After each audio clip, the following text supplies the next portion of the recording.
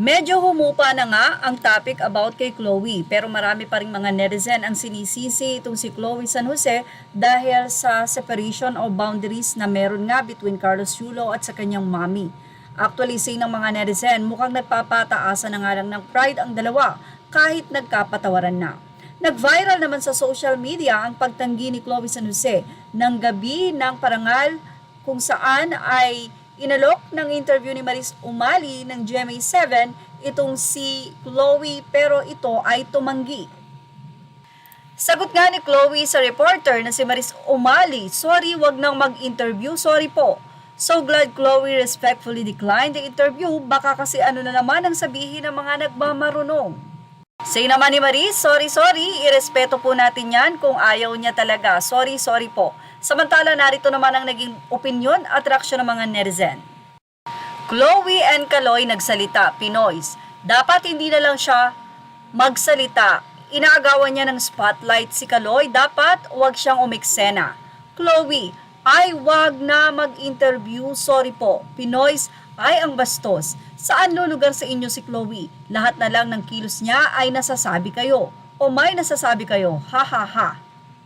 Samantala, sabi nga natin, you cannot please everybody. Talagang kapag ka medyo may issue sa'yo ang tao, hindi mo siya mapiplease. But anyway, narito ang naging reaksyon sa mga anonymous commentator ng Fashion Police. Aside from interviews or aside from no interviews, she should not be visible in Kaloy's official functions. She is very divisive. Nag-response naman ng isang anonymous commentator at sinabi nitong pala desisyon ka sa buhay nila.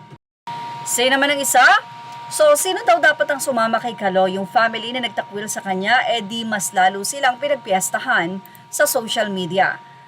At say naman ng isa, even before Kaloy was a champion, she has been there by his side already. So she's never like what you say she is. True, parang nega vibes naman daw itong si Chloe. Or nega vibes ang dala nitong babae na to, promise. And you are to decide. It's Kaloy's choice at the end of the day.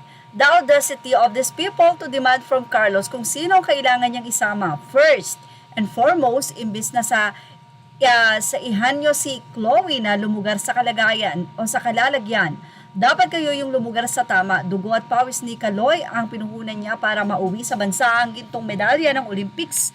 Wala kayong pakialam kung sino ang ire-request niyang isama. Tayo naman ng isang netizen, have you ever thought that maybe Carlos wants her by his side? At ang ilan naman ay sinabing through ayaw pa-interview pero sa important picture taking nangunguna siya kesa sa coach. Kung ayaw mo talaga kahit si Carlos pa magpilit, di ka sasama sa pics.